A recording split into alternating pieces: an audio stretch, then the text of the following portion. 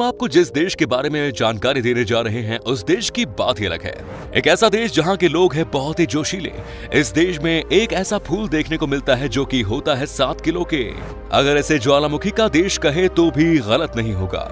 एक ऐसा देश जहां सबसे ज्यादा मुसलमानों की पॉपुलेशन है, लेकिन कई सारे ऐसे आइलैंड भी है जहां पर हिंदू बड़ी संख्या में रहते हैं। इस देश में है दुनिया का सबसे बड़ा सोने का खाद। इस देश में एक जानवर की पोटी से बनाई जाती है वर्ल्ड फेमस कॉफी, जो कि सबसे महंगी कॉफी में से एक है। इस देश का खाना इतना स्वाद होता है कि आप अपनी उंगलियां चाटते रह जाओगे। दोस्तों, आज हम बात कर रहे हैं खूबसूरत देश इंडोनेशिया की, तो अपना सीट बेल्ट बांध लीजिए अच्छे से और निकलते हैं इंडोनेशिया के एक शानदार सफर पर। सबसे पहले आपको बता दूं कि इंडोनेशिया का पूरा नाम है रिपब्लिक ऑफ इंडोनेशिया और पॉपुलेशन के मामले में ये दुनिया का चौथा सबसे बड़ा देश है। यहाँ पर 57% लोग शहर में रहते हैं, तो वहीं 43% लोग गांव में रहना पसंद करते हैं। देश की औसतन उम्र है 30 साल, यानी कि ये एक युवा देश है। इंडोनेशिया की राजधानी है जकार्ता, जो पॉपुलेशन के मामले में दुनिया का तीसरा सबसे बड़ा शहर है। लगभग 50% इस देश की जनसंख्या राजधानी शहर में रहती है। यहाँ पर रोजगार के भी ज्यादा अवसर है। जकार्ता को दुनिया का सबसे हैपनिंग जगह माना जाता है, क्योंकि यहाँ पर कब दिन होता है और कब रात होती है किसी को पता नहीं चलता। इसके पीछे एक ही वजह है और वो है यहाँ के लोगों का दिन रात कम करना। ये शहर कभी सोता नहीं है और ये इंडोनेशिया के बड़े शहरों में से एक है। इंडोनेशिया एक इस्लामिक देश है, जहाँ के 27 करोड़ की आबादी में से 88% तो मुस्लिम है, जबकि 12% में ही बाकी धर्म के लोग आते हैं। हालांकि ये लोकतांत्रिक देश है। दुनिया में सबसे ज्यादा मुस्लिम लोगों की जनसंख्या इस देश में है। दूसरे नंबर पर पाकिस्तान आता है, जबकि तीसरे नंबर पर भारत है। इस्लाम देश होने के बावजूद इंडोनेशिया में कई हिंदू और बौद्ध मंदिर भी हैं। यहाँ लोग अपने धर्म और कल्चर को अलग अलग रखते हैं और धर्म को अपनी संस्कृति का ही हिस्सा मानते हैं। इंडोनेशिया में माँ बाप अपने बच्चों का वो नाम रखते हैं जिस रूप में वो उन्हें देखना चाहते हैं। मतलब जो लोग अपने बच्चों को मजबूत देखना चाहते हैं वो अपने बच्चों का नाम भीम रख देते हैं। आपको बता दें कि इस देश में कुल मिलाकर 700 से ज्यादा भाषा बोली जाती है। इंडोनेशिया की ऑफिशियल लैंग्वेज को भाषा इंडोनेशिया कहते हैं। उनकी भाषा पर संस्कृत का काफी प्रभाव देखा जाता है।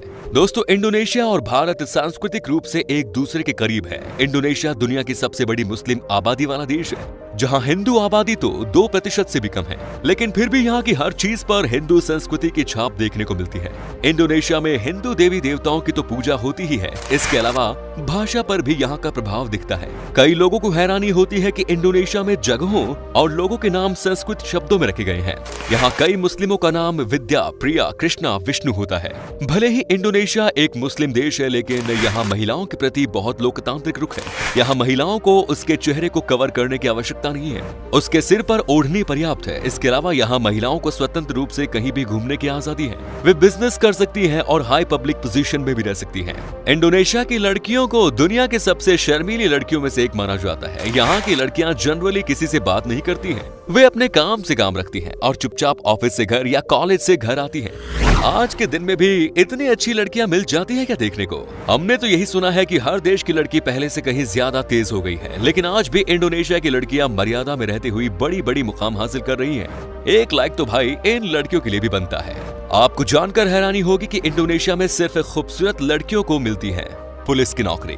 महिलाओं को पुलिस में भर्ती होने के लिए एक खास तरीके का वर्जिनिटी टेस्ट पास करना होता है। जज इस दौरान उन लड़कियों का चयन करते हैं जो बहुत खूबसूरत होती हैं। इंडोनेशिया की मॉडर्न पुलिस फोर्स वहां की आजादी के बाद 1946 में बनी थी। लगभग 20 साल बाद 1966 में पुलिस को मिलिट्री के अधीन कर दिया गया। आपको बता दूं कि इंडोनेशिया में इस समय भी तकरीबन 400 से भी ज्यादा एक्टिव वोल्केनोज हैं। मतलब कैसी चौंकाने वाली बात है ना कि एक देश में 400 से ज्यादा ज्वालामुखी है। साथ ही एक और बात जिसे सुनकर आप चौंक जाएंगे कि इंडोनेशिया देश में एक दिन में कम से कम 3 बार भूकंप आते हैं। हालांकि वो बात अलग है कि ज्यादातर भूकंप बहुत ही कम मात्रा में होते हैं। क्या आपने कभी रवलेजिया अर्नोल्डी फ्लावर के बारे में सुना है? अगर नहीं तो हम आपको बता देते हैं कि ये फूल सबसे अलग किस्म का होता है। इसका वजन 7 किलो तक का होता है और ये सिर्फ और सिर्फ इंडोनेशिया में ही पाया जाता है। इंडोनेशिया का एक आइलैंड सुमात्रा में आपको ये फूल देखने को मिलेगा। सिर्फ फूल ही नहीं, दुनिया का सबसे बड़ा छिपकली जिसे कोमोडो ड्रैगन कहा जाता है वो भी इस देश के कई आइलैंड में पाया जाता है। आपको बता दें कि इस छिपकली की कुल लंबाई 3 मीटर तक की होती है। ये इतने बड़े होते हैं कि इन्हें देखकर आपकी जान जैसे हथेली में आ जाएगी। कहा जाता है कि ये छिपकली दिन भर सिर्फ खाने की ही तलाश में होते हैं। इनके सामने अगर कोई इंसान आ जाए तो ये बुरी तरह से वार करते हैं। कोमोडो ड्रैगन काफी जहरीले होते हैं और अगर ये काट ले तो इंसान की मौत भी हो सकती है। इसका जहर दूर से भी लग जाता है। इंडोनेशिया के लोगों को बहुत ही मेहनती माना जाता है। यहाँ के लोग कम से कम एक दिन में 10 से 12 घंटे का काम करते हैं और साथ ही यहाँ के लोग हफ्ते में एक भी छुट्टी मिली तो भी खुश रहते हैं। इंडोनेशिया में लोग स्किलफुल भी हैं और कड़ी भी करते हैं, जिसकी वजह से ये देश दिन ब दिन आगे बढ़ता जा रहा है। आपको जानकर हैरानी होगी कि इंडोनेशिया में सबसे ज्यादा आइलैंड है। ये सैकड़ों में नहीं है बल्कि इनकी कुल संख्या है 18, लेकिन इनमें से 90% ऐसे आइलैंड है जहाँ कोई भी इंसान नहीं रहता है। आपको ये बात जानकर हैरानी होगी कि इस देश में कई ऐसे भी आइलैंड हैं जहाँ पर आज तक कोई भी इंसान पहुंच नहीं पाया है। लोगों का मानना है कि देश के कई सारे आइलैंड में नेगेटिव वाइब्स आती हैं, यानी कि ये भूत प्रेत से भरे हुए हैं और इसीलिए यहाँ पर कोई जाता ही नहीं है। हालांकि इस बात में कितनी सच्चाई है ये किसी को नहीं मालूम। इंडोनेशिया के लोगों का मेन सोर्स ऑफ इनकम है मछली पकड़ना और नारियल का एक्सपोर्ट करना। यहाँ ये काम बहुत बड़े पैमाने पर किया जाता है। यहाँ पर आपको हर दूसरा इंसान फिशिंग बिजनेस में या नारियल के निर्यात के काम करता हुआ मिलेगा। सबसे ज्यादा इंडोनेशिया से ही फिश का एक्सपोर्ट नॉर्थ अमेरिका कंट्री में किया जाता है और इसके पीछे भी एक कारण है और वो ये है कि यहाँ पर जितनी फिश की वैरायटी मिलती है उतनी आपको कहीं और देखने को नहीं मिलेगी। इसीलिए यहाँ के ज्यादातर लोग इन दोनों बिजनेस में जुट जाते हैं और सबसे ज्यादा यहाँ के गांव के लोग इसी कारोबार में जुटे हुए हैं। इसके साथ ही दोस्तों इंडोनेशिया में ही सबसे ज्यादा पाम ऑयल का उत्पादन किया जाता है। आज के दिन में इसका उत्पादन लगभग 45.5 मिलियन टन। न सिर्फ यहाँ के लोग पाम ऑयल का इस्तेमाल करते हैं बल्कि इसे इस देश से अलग देशों में निर्यात भी किया जाता है। नारियल और मछली के साथ ये भी इन लोगों का इनकम ऑफ सोर्स है।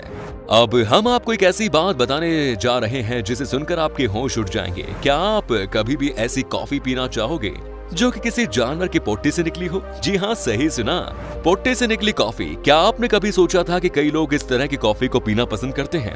दरअसल होता यह है कि एशियन पाम सिवेट नाम के जानवर को यहाँ पर जानबूझकर कॉफी बीन खिलाया जाता है, लेकिन ये जानवर कॉफी बीन को पचा नहीं पाते और ऐसे में होता यह है कि जब यही जानवर पोट्टी करते हैं तो सारा का सारा कॉफी बीन को निकाल देते हैं और उसके बाद उस बीन्स को सुखाया जाता है और फिर उस बीन से ही कॉफी बनाई जाती है। इस कॉफी की कीमत बाजार में 1500 रुपए है एक कप का। है ना चौंकाने वाली बात? सोचिए पोट्टे से निकला हुआ कॉफी का कितनी कीमत होगी। क्या आपको पता है कि इंडोनेशिया के लोगों को सबसे ज्यादा क्या पसंद है खाने में? यहाँ के लोग खाने के मामले में बड़े ही शौकीन हैं और अक्सर लोग नॉनवेज खाते हैं, लेकिन सबसे ज्यादा पॉपुलर डिश जो यहाँ पर खाने को मिलती है वो है फ्रॉग, यानी कि मेंढक। लोग न सिर्फ खाते हैं बल्कि फ्रॉग लेग को दूसरे देशों में निर्यात भी करते हैं। खाने के साथ साथ इंडोनेशिया के लोगों में अलग अलग तरह की वाइन और बियर पीने का भी बहुत शौक है। यहाँ पर आपको हर रेस्टोरेंट में बहुत सारी वैरायटी की वाइन और बियर टेस्ट करने को मिल जाएंगी। क्या आपने कभी स्नैक वाइन के बारे में सुना है? ये यहाँ बेहद ज्यादा पॉपुलर है। यहाँ पर हर गली हर सेकंड पर बार तो मिल ही जाती है। आप जब भी जाए तो यहाँ का स्पेशल वाइन का मजा जरूर लीजिए। इंडोनेशिया के लोग आपको हर समय जोश में ही नजर आएंगे। यहाँ के लोग हर बात पर बहुत एक्साइटेड होते हैं, कभी किसी नए काम को लेकर तो कभी किसी नई चीज की शुरुआत को लेकर। दरअसल में यहाँ की औसत उम्र बहुत कम है और इसीलिए यहाँ के लोग भी जी भर कर मस्ती करते हैं और काफी जोशीले होते हैं। इंडोनेशिया देश में घूमने के लिए बहुत सी ऐसी जगह है जहाँ पर जाकर आप अपना बेहतरीन समय बिता सकते हैं। चलिए आपको बताते हैं कि किस तरह से यहाँ के लोग टूरिज्म को बढ़ावा दे रहे हैं। इसमें कोई शक नहीं कि इस देश के पास एक के बाद एक टूरिस्ट स्पॉट है, लेकिन यहाँ जो भी लोग टूरिज्म डिपार्टमेंट से जुड़े हुए हैं वो कभी भी किसी भी टूरिस्ट के साथ बुरा बर्ताव नहीं कर सकते हैं और इस बात को मानकर यहाँ के सब लोग टूरिस्ट से बड़े अच्छे से पेश आते हैं। इस देश में जो घूमने आया है उसे किसी भी तरह की कोई तकलीफ न हो, इस बात का खास ख्याल रखते हैं यहाँ के लोग। इसी वजह से आज ये टूरिज्म सेक्टर में इतना नाम बना रहा है।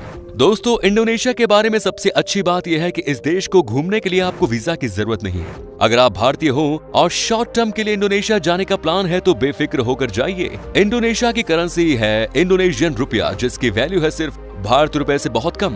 करीब 191 इंडोनेशियन रुपया मिलकर एक भारतीय रुपए के बराबर होते हैं। मतलब इस खूबसूरत देश की सैर करने के लिए पैसे भी ज्यादा नहीं चाहिए और वीजा की भी झंझट नहीं। यहाँ आप बिना वीजा के 30 दिन तक घूम सकते हैं। यहाँ शॉपिंग भी आपके लिए काफी सस्ती पड़ेगी। अगर आप अकेले हैं तो आपको इंडोनेशिया घूमने के लिए 7 से 8 दिन में लगभग 65,000 रुपए खर्च करने होंगे।